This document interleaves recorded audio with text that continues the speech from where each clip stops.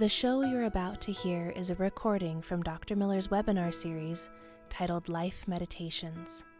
He began this series in response to the pandemic, and his goal has been to provide wisdom, practical tools, and comfort to people during these stressful times. Watch the entire series at drmiller.com/lifemeditations. That's drmiller.com/lifemeditations. Good morning, everyone.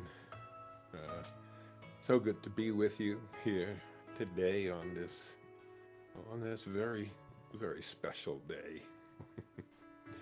And this is Dr. Emmett Miller. And the title of our talk today is Healing Ourselves and Our World at the same time. Our world desperately needs healing. And although we would like very much to depend upon our elected leaders and unelected leaders to take the ball and run with it and to bring about the healing. Somehow it looks like they've dropped the ball a few dozen times, and it's time for us to begin to do something about it. You know, lately I find myself quoting Mark Twain a lot. I don't know what that means. Mark Twain said, "Sometimes I wonder whether the world is being run by smart people who are putting us on or by imbeciles who really mean it." I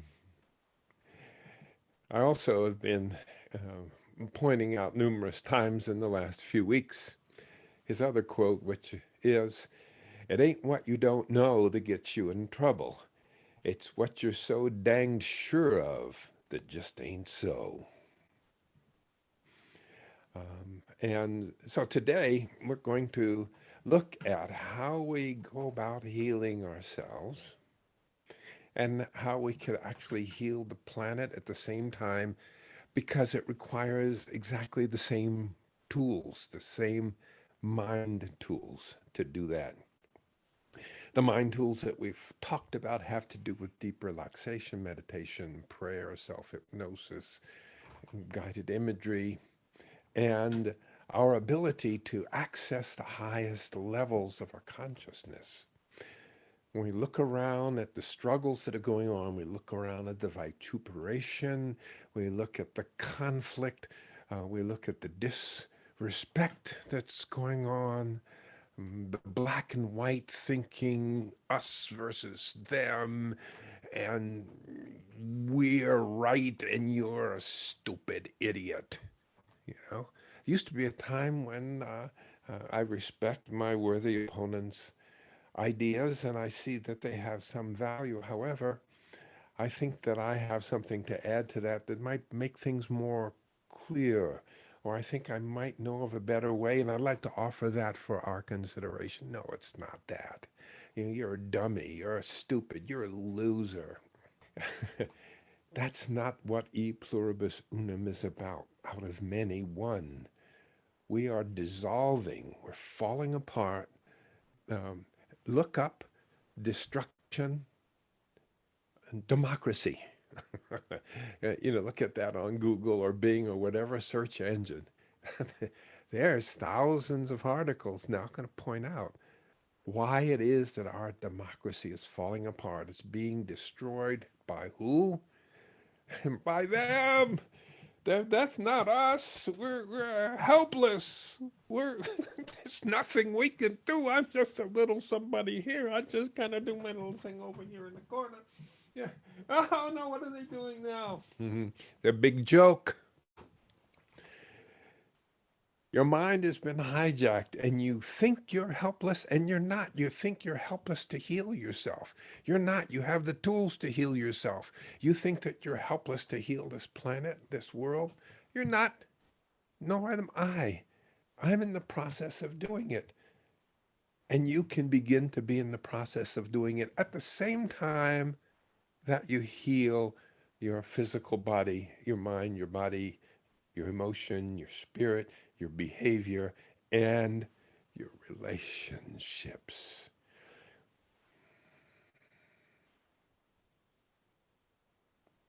One of the reasons we have this big brain is not so that we can fly to the moon or build a supercomputer or make a 75,000 megaton bomb. Those are interesting sidelights. We have a big brain so that we can relate to people. Look at brains, particularly neocortex in animals.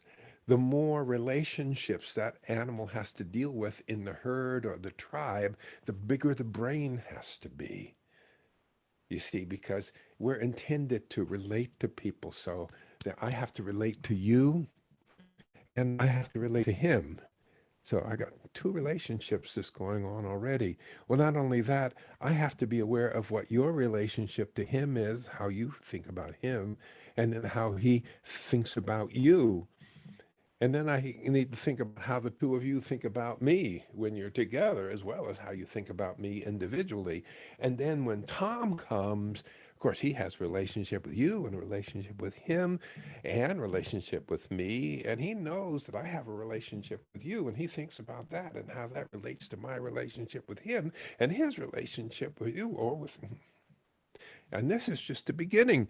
You need a big brain to think about all of that. And we do. You start thinking about the people. Each person you think about a whole sense of that person's relationship to you and other people um, comes along. That's why we've got this big brain.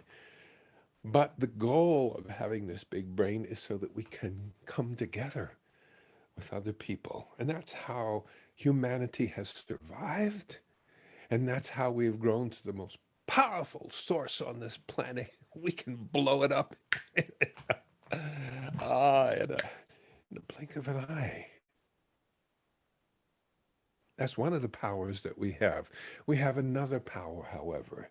It is to come together and to connect with each other with love, with understanding, with an appreciation of the truth of who we are as individuals and as a group. Life is not a matter of figuring out who your opponent is and screaming at them or demonstrating against them or I don't know, fun things like flaming bottles of gasoline through their window, things like that. So let's take a moment and go inside. Let's relax.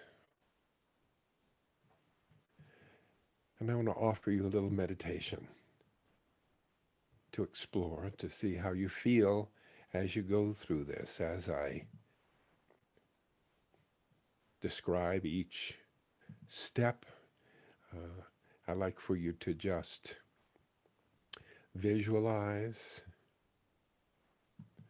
so 1 second. Let me see if I can.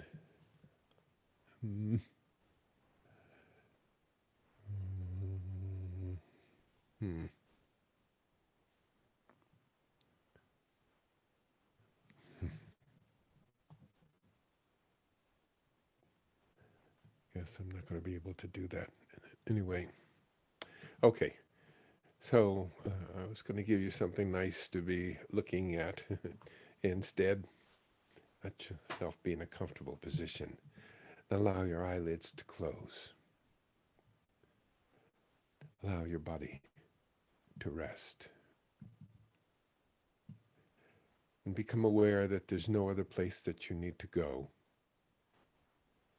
There's nothing else that you need to be doing. There's no problem that you have to solve. Take a deep breath in. And as you let it out, feel yourself becoming more grounded. Feel the surface beneath you. Bring your awareness in from the television, from the internet, from all that hubbub that's going on outside. It's all there just to distract you. Choose to not be distracted for a little while now. Feel the surface beneath you. And feel your connection to that surface beneath you. And be aware that there's nothing else that you need to be focusing on at this moment. Feel that magnificent force of gravity that is drawing you toward the center of this huge planet. And to realize that this moment right now is the only moment that actually exists. The past doesn't exist. Not even 1 second of the past can never come back again.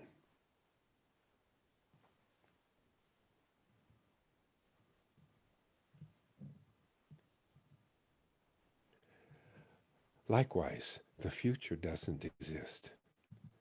It never has. Therefore, there's no need to be distracted by it. When thoughts of these other imaginary places come along, just let them go. Allow yourself to be here in this moment, because this is the only moment that exists, here and now. Everything that exists in the world exists right now. Anything that doesn't exist right now doesn't exist. Take another deep breath in, and as you let it out, feel a sense of letting go. And imagine with each breath out, your body is releasing unnecessary stress and tension, anxiety, frustration. Feel each breath in as if you're breathing in peace and beauty and love that surrounds you everywhere. Good. Albert Einstein once said that imagination is more important than knowledge. And that's fortunate because you are filled with imagination. Whether or not you've learned how to use it or whether other forces in the world have been controlling your imagination, you still have it. With each breath as you let go, imagine you're releasing any holding on, releasing tension, release stress. Release anything or any idea or feeling that you've been grasping onto or that you felt attached to or addicted to right here with the next breath in. Let it cleanse your mind. Breathe in the love of that higher power, of that infinite wisdom that brought you into being, that brought me into being. And be aware of that presence all around you. You might call it spirit. You might call it that sacred oneness.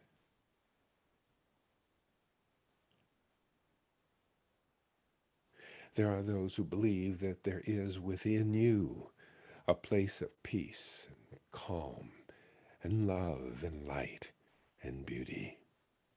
And there's a place in me of love and calm and warmth and light and beauty. And when you're in that place in you, and I'm in that place in me, there is only one of us. Let yourself go to that place.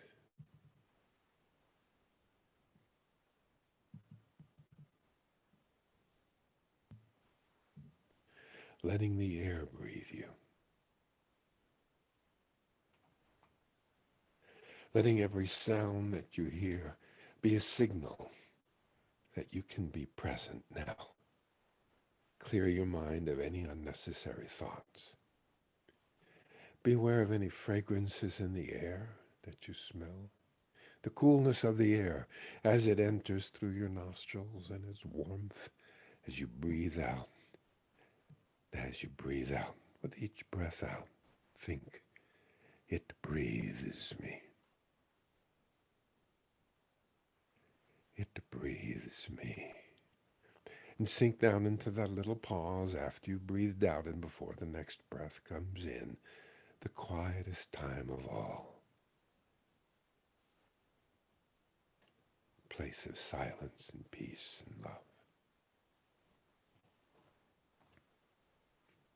Good. Allowing your eyelids to relax all the way down to the point like they feel like they just don't want to open at all. You can test your eyelids, and as you test them, you can feel they just don't want to budge. It's so relaxing to be at this peaceful place. And as you test your eyelids, let that relaxation from your eyelids flow throughout all the rest of your body as it sinks deeper and deeper into peace and calm, into presence. And anytime any unnecessary thoughts come along, breathe them out. And as your body becomes more and more quiet, it's almost as if your body can dissolve into the space around you, and you can let it dissolve into that space around you and allow yourself to go to that central place within you and realize that you have a body, but you are not your body. Think to yourself, I have a body, but I'm not my body. I have a mind, but I am not my mind. I am a spiritual being experiencing the physical world.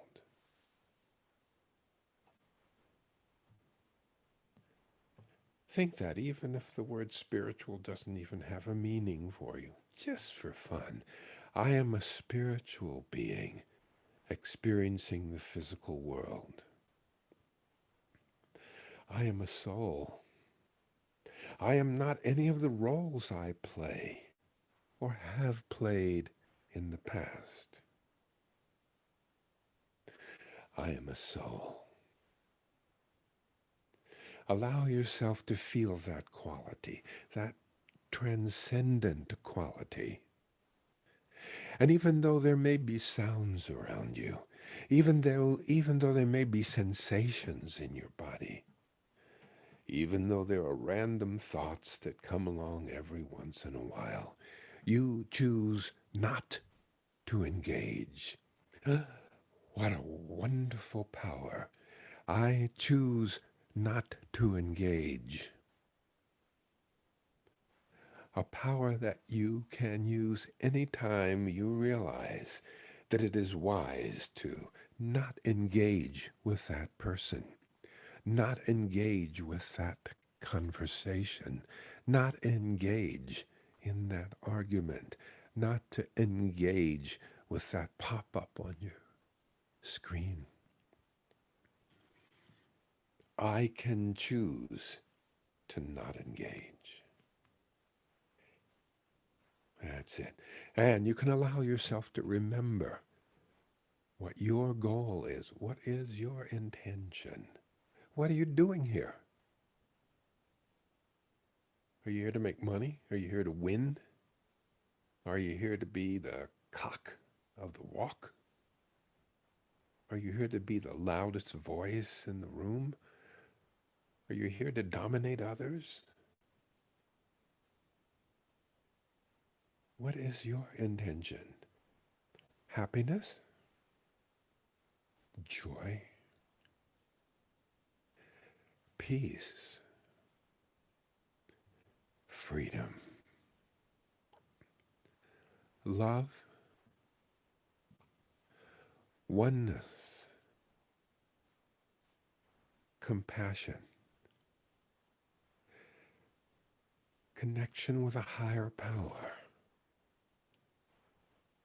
What comes closest to what your true intention is?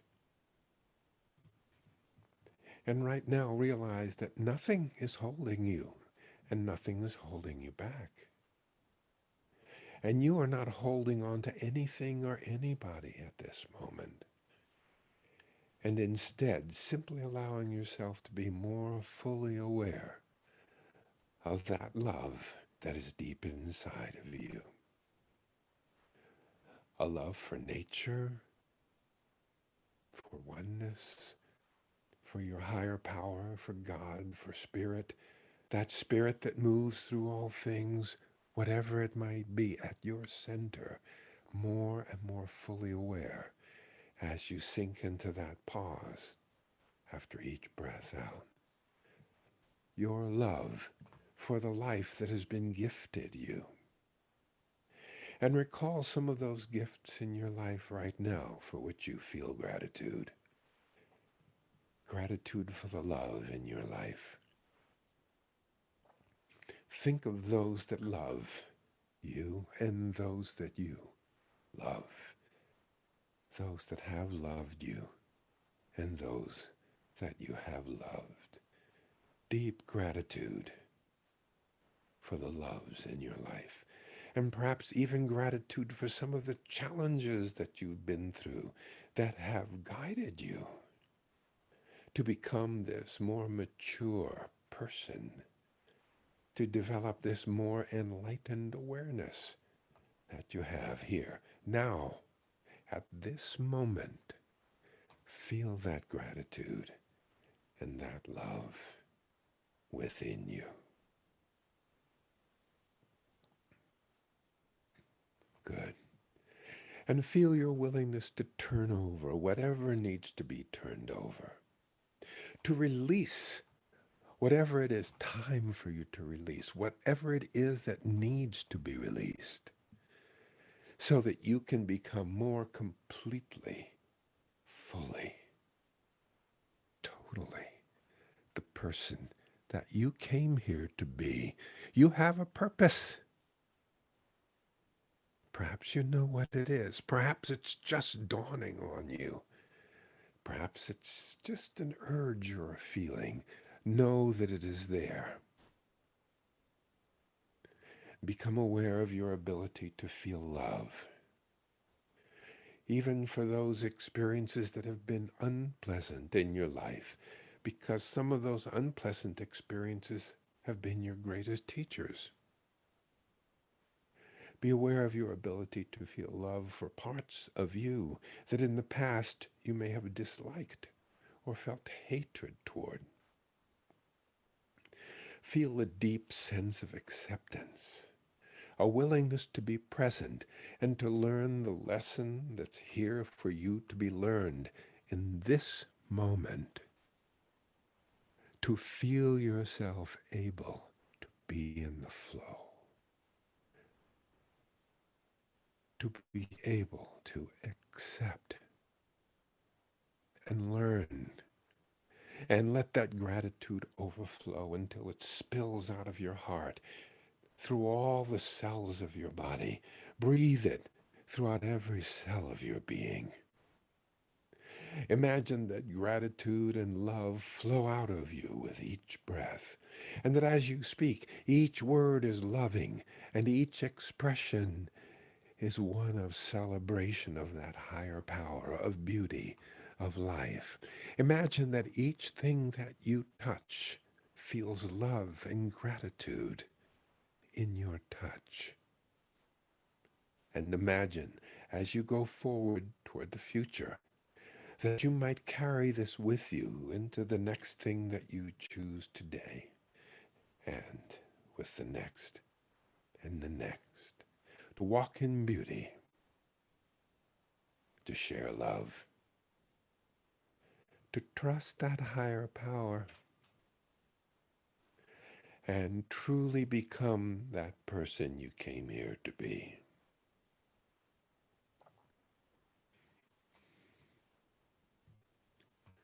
Good.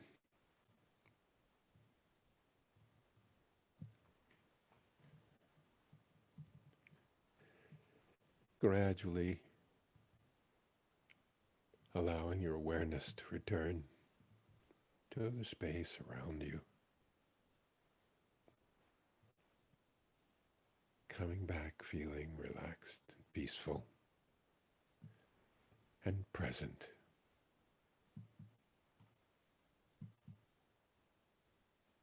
Great. And take a few moments and notice how you feel. Notice how comfortable you're willing to allow yourself to feel. Notice how relaxed. Notice how much you were able to let go of unnecessary thoughts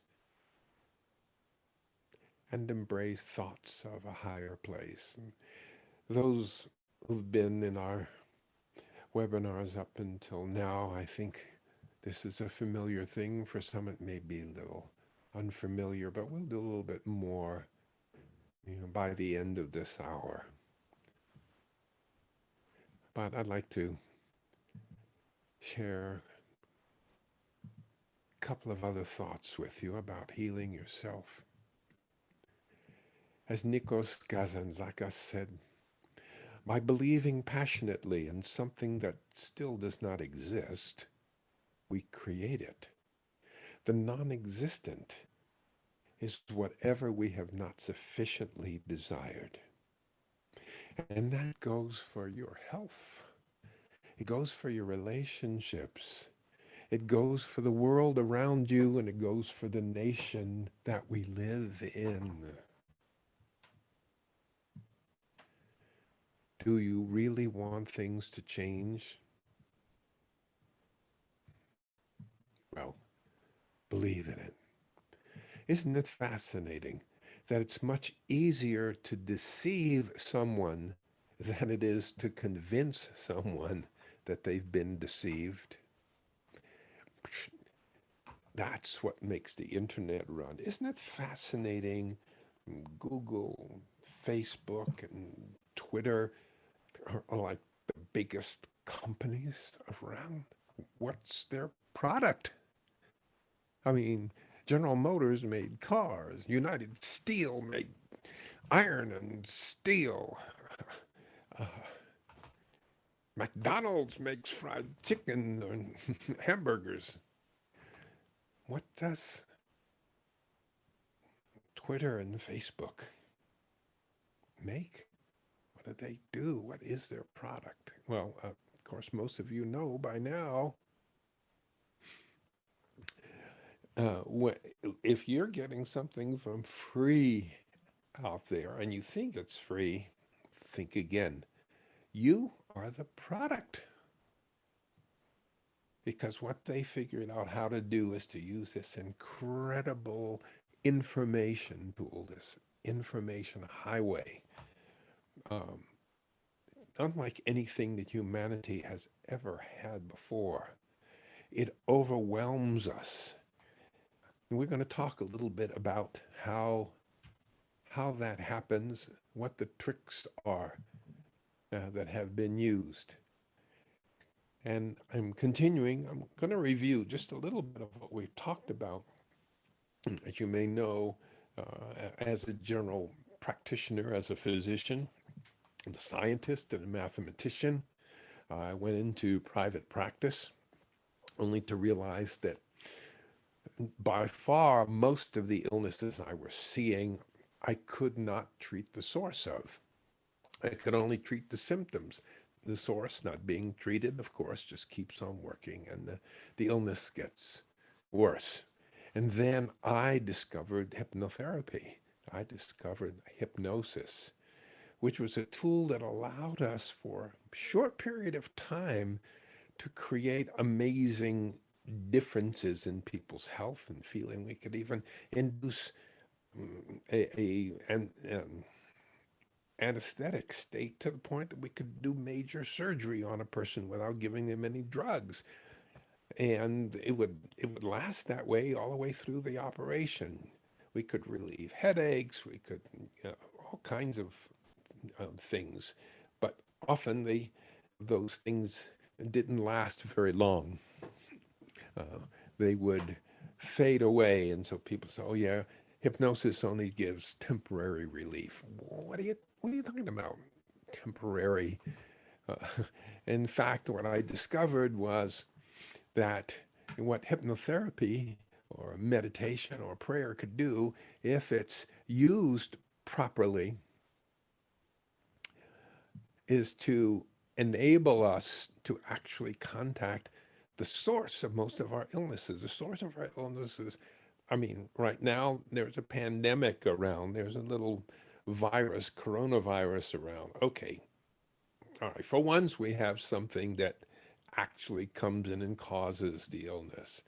But if we're talking about asthma and backaches and headaches, and we're talking about upset stomach and spastic bowel, and on and on and on, and all of the things that we see all the time, we're looking at the addictions that we have.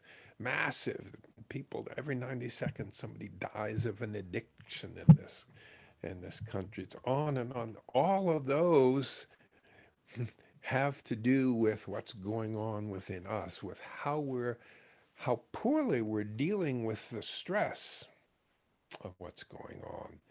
And those tools, meditation, hypnosis, deep relaxation, etc., they allow us to get into a state of mind that can allow us to reprogram that monkey mind that's within us that is at the source of all of these illnesses.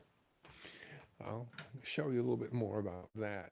Well, and of course, what's happening around us in the world around us is that uh, we have been hypnotized by all of these ads, pop-up ads, on and on and on. We've been convinced by very powerful propaganda to believe and act and vote against our own interests to make us even sicker.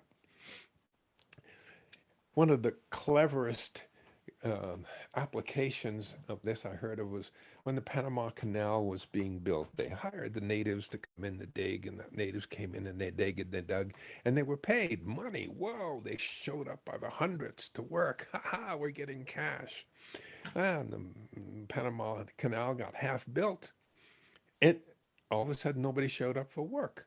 So they looked into it and they said, "Why aren't you coming back to work?" They says, "Well, I have the money and I have it hidden, so if I ever need it, I can use it. I'll just spend a little for what I need." Well, the Panama Canal needed to be built. Somebody had, how are we going to do this? So somebody had this fantastic idea. And they sent each of the workers a Sears Roebuck catalog. And guess what? Everybody came back to work. And as I pointed out last week, there was a time when we bought things that we actually needed. But ever since the days of advertising came upon us, we started buying stuff that we wanted. It's a profound difference. It's something that most people hardly ever think about it. But what's the difference between what you need and what you feel like you want? Well, Dr. Franz Mesmer discovered that he could, by using different techniques, guide people into an altered state of consciousness in which there was a possibility of getting in touch with something that usually was not available to the person in terms of their memory, in terms of their behavior, their capacity to do things, and so forth.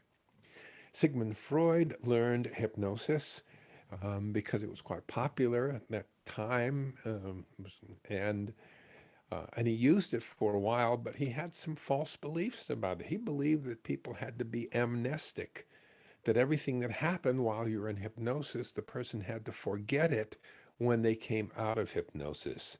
When you awaken, you will forget everything I've said to you, but your body will behave exactly as I have described, something like that. Well, that's not true. And uh, people were shocking Freud by remembering things that had happened during the trance state. So he cleverly developed a technique where people would lie down, looking away from him. He would sit at the head of the table so he didn't have to confront people. And he basically allowed people to induce their own hypnotic state. And as they were in that state, they would talk. And he would then gather that information and use it in his psychoanalysis. And what he taught us was that there is an unconscious part of our mind, a part of our mind that is not available to our consciousness, but it can hold thoughts and ideas and patterns, and it can drive beliefs and behaviors and feelings. And that was a profound discovery. And then along came Edward Bernays, who was his nephew. He's probably done as much to impact the behavior of our entire country and the entire world as Homer, Shakespeare, or Gandhi. This Freud's nephew who believed in Freud's ideas, but he decided to use them in a different way to convince people to do things a certain way. Mm, A company that made bacon wanted to increase their sales, and they hired Bernays, and he used techniques to manipulate people's unconscious. He sent out letters to 5,000 doctors saying, do you think that it's probably a good idea for people to eat a heavy breakfast in the morning so that they're fully equipped to deal with the work and the cold temperatures of the day? And 3,000 of the doctors wrote back and said yes. And so he put out an ad. 3,000 doctors agree a heavy breakfast is best. And that's where eggs and bacon came about, because he then says eggs and bacon is a perfect example of that. Before that, people would have a little yogurt, maybe a little fruit, a piece of toast. And then Lucky Strike wanted to get women to smoke because they're missing half the market. And so they hired Bernays, and Bernays got a bunch of socialites to walk at the front of the Easter parade down Fifth Avenue. He had told photographers and reporters that something special was going to happen on a certain corner at a certain time. The cameras were there, and at a certain signal, each of the debutantes then pulled out their cigarettes that he renamed freedom torches. Huh? Freedom torches. And they lit them and smoked them. People looked. Up until that time, it was shameful for a woman to be seen smoking, but not after that. That's what Edward Bernays did. He got women smoking, and now, their levels of bronchitis and emphysema and lung cancer begin to approach those of men. And they sell a lot of cigarettes. And then he worked with several presidents to manipulate how the people of the country thought, U.S. presidents. And he said, propaganda is the executive arm of the invisible government. And you know who really loved his work were the Nazis, yes. And they strictly put to work his techniques of propaganda, which I'm telling you is mass hypnosis. Just another name for mass hypnosis. And you know what the Nazis did? I mean, they convinced perfectly normal, caring, sensitive German people to believe that their problems were due to Jewish people, and that it was okay that Jewish people be rounded up and sent who knows where, and in fact to kill them, and kill millions of people. Something the Germans later look back like, God, we can't believe we fell into that. How did we do that? That was the power of propaganda. Well, that shocked Bernays. He wasn't a bad guy. He thought propaganda was good. He thought he was protecting people by not letting them go off in whatever direction, give more government to the power and not let people take over and destroy themselves. And so he wrote the book that was called Propaganda, as a matter of fact, the first book of that kind. But he renamed the field into public relations. How about that? And now we have a world filled with attention engineers, people who are brilliant people who've been trained to attract your attention and to sell you on things and ideas and products. And they've been selling you on dislike, on rejection, on difference. So we've been hijacked. One is by our monkey mind, as we talked about before, designed to deal with ancient stressors, the kind of things that would lead to death within seconds, bringing up anxiety and fear and frustration, anger, rage. But those things are not useful in solving our problems. Instead, they dissolve the organs of our body in a hurry to turn them into glucose so that we can run like hell for the next few seconds. Instead, we're creating disease in our body. We're creating addictions in our body. We're creating fears, withdrawal, social withdrawal, um, emotional blocks, all of that. That's how the monkey mind has hijacked our thoughts. Thank you, Mr. Monkey. And then there's the craven inventions of our attention engineers, financed by our overlords. The key to the whole thing, the key to the control, let me say it again and again and again, is fear and anxiety. Now, it may show up as anger or rage or attack or conflict, but you're not angry and rageful and interested in going out and being in conflict because that's your nature, that's what you want, that's really what you enjoy. It's not that. You feel anxiety. They've convinced you, the attention engineers, that those people over there are bad. And so you had better be careful because they're going to rape you and they're going to rob you and they're going to cheat you. And the only way you can stop them from doing that is either kick them out of your country or beat them up or get a gang and throw them out or form a voting bloc and on and on and on. And that's basically what controls us, fear and anxiety. Or if it's not turning you against other people, it turns you against yourself. You're not cute enough. You're not strong enough. You're not thin enough. You don't make enough money. Your thumbs or your whatever is not big enough or whatever it might be. And therefore, you should be afraid. You should be very afraid. And once you feel anxious, that anxiety opens up the unconscious mind to uncritically accept the solution that's stuck in front of you. And if you want to see how effective that is, look at some of the propaganda of the political party that you're against. It's hard for you to see it in your party, because you're in the trance. But see, look at how those idiots, look at what they're falling for. I can't believe it. So that's how they control you. And as we said, the key to getting out of that is your ability to reach deep relaxation. So that system has become a matrix that controls the information that it allows us to think. The internet is a crucial part of it for managing and controlling our thoughts. Now I want to get on to some of Dr. Kahneman's work. As I promised, I would get on to this. Dr. Kahneman, winner of the Nobel Prize, about what motivates people to make the choices they make. He's an economist and a psychologist.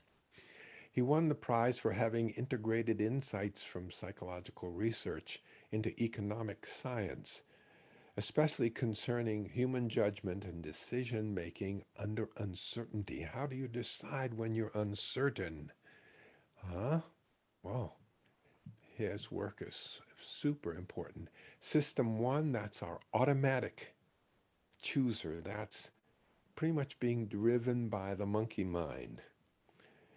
Unconscious, effortless, automatic, without self-awareness or control. It looks at the situation and comes up with a solution, an automatic solution. System two is the conscious part of your mind. It's deliberate, conscious, it's effortful, it's a controlled mental process. It requires self-awareness. It's logical and skeptical. It seeks new and missing information, makes decisions, looks for patterns, but it operates much more slowly. System one goes much faster. And if system one feels fear, it will trigger thoughts and behaviors that are online and that have you believing and acting in a certain way even before system two gets a chance to catch up and think about it. I talked about that experience where people are given a cup of coffee to hold in a psychological experiment. They hold that cup because they're trying to help out the experimenter. The experimenter takes the cup back from them, finishes whatever the questionnaire is, and he leaves, and somebody else comes in and says, did you notice whether the experimenter had a warm or a cool personality? And if the person was given a warm cup of coffee, 70% of them say he had a warm personality. If they were given iced coffee, they'll say he had a cool personality. Judges were given a case to say, how would you rule on this case? But before each judge was given the case, he was asked to throw the dice, just a pair of dice. He didn't know why. They just said it's a part of the experiment. And they recorded the number and put the dice away, and that was the end of it, and then gave him the case. And it was about a shoplifter who needed to be sentenced. Well, what the judges didn't know that the dice were loaded, and they would either come up 11 or 3. And those who threw 11, they gave the shoplifter 7 months in jail. Those who threw the 3 gave 4 months in jail on the average. And the experiment's been repeated. They asked the judge, did throwing the dice affect your judgment? They say no. They didn't believe that it's true. This is how we're being manipulated. They had people sit in a waiting room, supposedly waiting for the experimenter to come in. And while they're sitting there, there's a number of computers that are on in the office, and there's a screensaver on. And sometimes there was some of the screensavers had dollar bills floating down, just as a way of saving the screen. The others had other kinds of information. People who saw the dollar bills, when the experimenter came in and said, pull your chair up and let's work, they didn't come as close to the experimenter if they saw the dollar bills. If the experimenter dropped some pencils on the floor by mistake, if they saw the dollar bills, they were less likely to offer to help that experimenter. On their way out of a library, some people, as they used their library card, the librarian would just touch them ever so briefly. Some people, and other people, she made sure that she didn't touch their finger or their hand as she gave them back their card. They interviewed those people on the way out and said, how was the atmosphere in the library today? Those who were touched said, oh, that was much quieter, much more comfortable today than people who weren't touched. And then they said, did you happen to notice whether the librarian was smiling or not when she handed you your card? And by the way, the librarian was strictly instructed to not smile. People who were touched thought that she had smiled. Okay, so that's our system one. It's filtering everything that reaches our consciousness, and it changes how we're seeing things. And what we want to be able to do is, when we're making important decisions, we want to be using our prefrontal cortex. When emotions come along, their goal is to ready us for an instant attack. They inhibit our ability to analyze or strategize. They inhibit cognition, and they make us behave in stereotyped ways and to have traditional cognitive biases. And so it's by using those emotions that we've been trained to feel helpless, like that elephant that's tied to a stake, been tied there ever since he was a little baby elephant, but he has no idea that a simple tug could pull that stake out of the ground. Learned helplessness. And so we end up hiding from the world. So there's a piece that's missing, and that is our ability to create learned optimism, to get away from this learned helplessness. and to make sure that we guide ourselves using our higher mind, not our emotional mind. That part should be in control and guidance. The lower mind should be feeding information to the higher mind. That's the way systems work. Because as you go up in the hierarchy, there are abilities that arise in the higher levels of your mind that the lower levels of your mind don't have. You see, the lower levels of your mind, your monkey mind, it has no sense of time. Everything is in the present. And that's why people who developed PTSD in Vietnam back in 1970 still almost jump out of their skin every time a truck backfires. For them, for the monkey mind, they're still back there. So it is by relaxation that we can overcome this old paradigm of how the world has dealt with things. The old paradigm, the old way of thinking, the way so much of the world works, it sees black and white. It's us versus them, the zero-sum game. In order for me to win, you have to lose. That's the way capitalist warriors and competitors tend to think.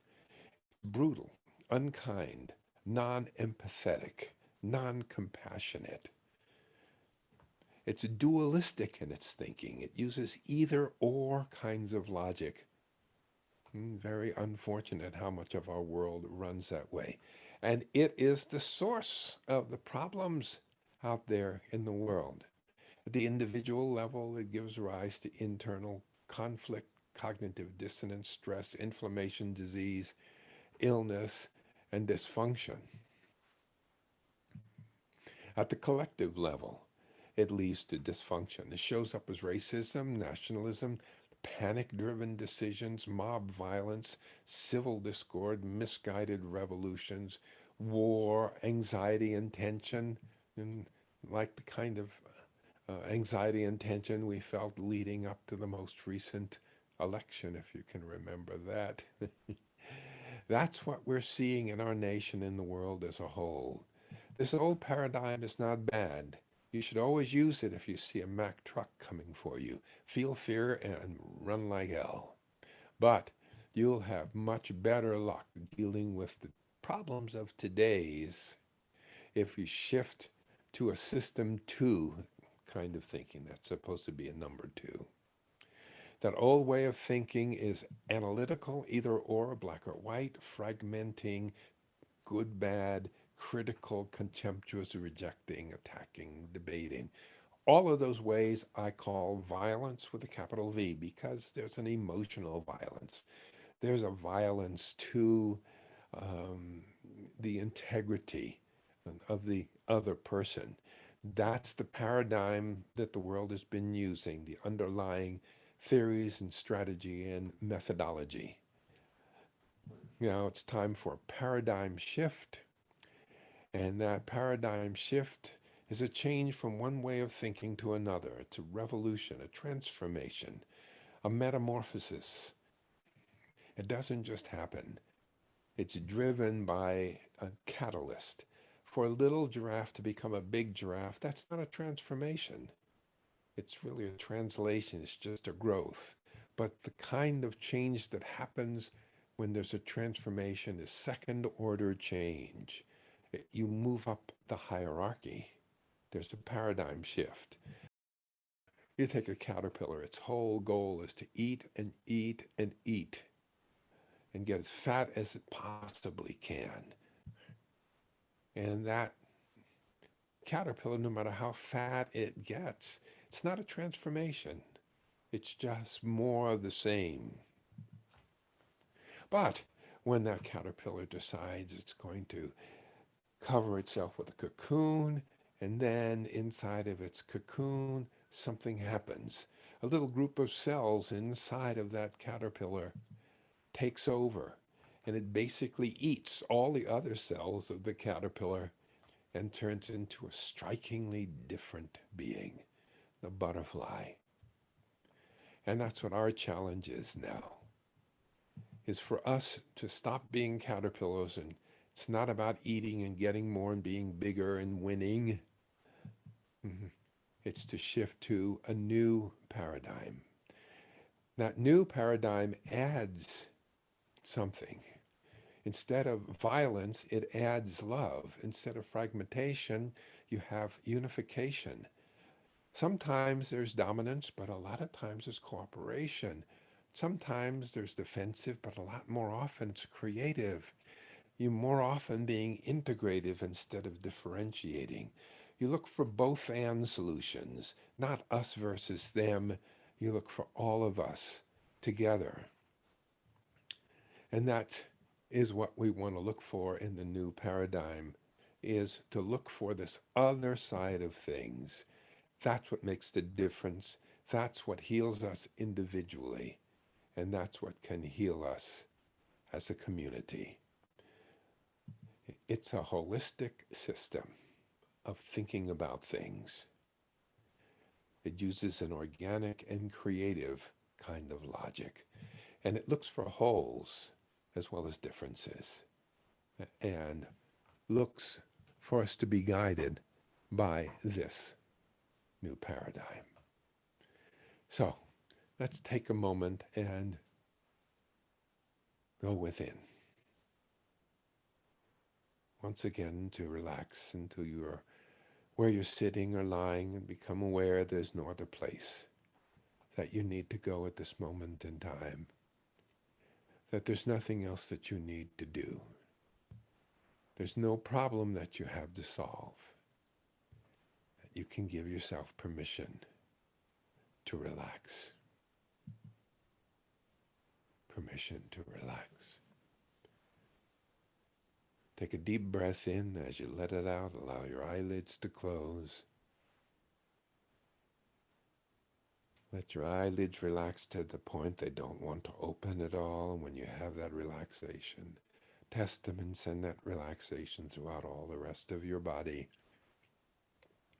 Bring all of your awareness inside. You've heard many things and you've had many thoughts over the last hour.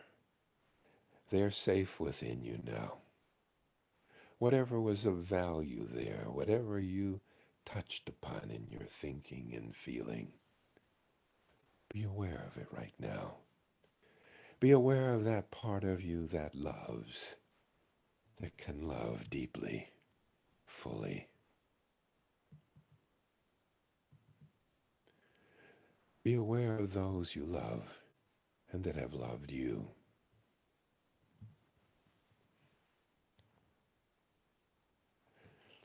Be aware that by thinking in this new way of seeing yourself in others, feeling your connection, looking for wholes, looking for goodness, looking for the light, giving people positive, unconditionally positive regard, and remembering your true goal, happiness, joy, freedom, love. Feel the love for the life that has been gifted you. Feel gratitude for all things that have come your way. Gratitude for how you've allowed yourself to grow and learn and become more enlightened with each experience. Feel the gratitude and love at the center of your being.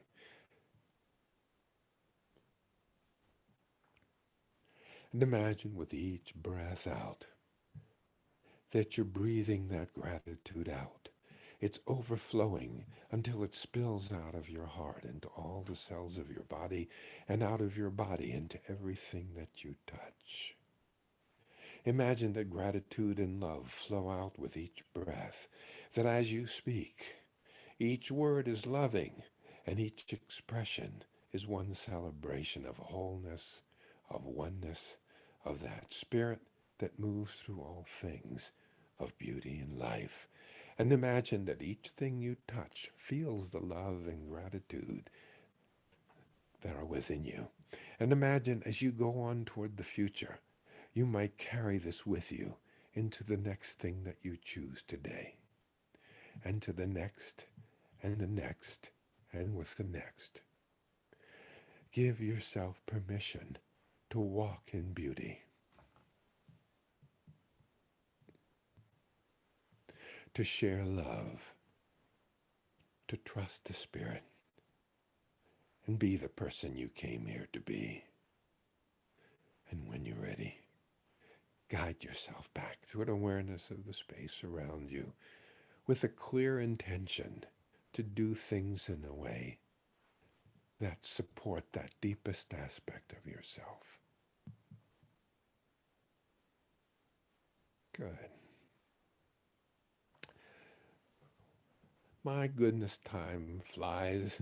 It's been so good to be with you here. I hope the transmission has worked well today.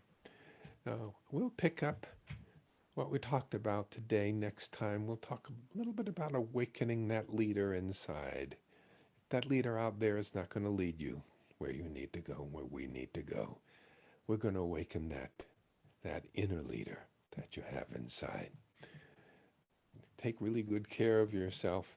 A couple of things that would be useful for you to look up on shop.drmiller.com is Deep Healing the Universe. That's a DVD. There's a set of DVDs called The Power of Your Mind to Achieve Peak Performance. And then there's Empowering Leadership. And my book, Our Culture on the Couch, in which I predicted the tumult that we're having in our world. Did that back in 2009. I think you might find the thinking really interesting. Thank you so much for being here today. It's been a pleasure to serve you, to be with you, and I look forward to our next time together.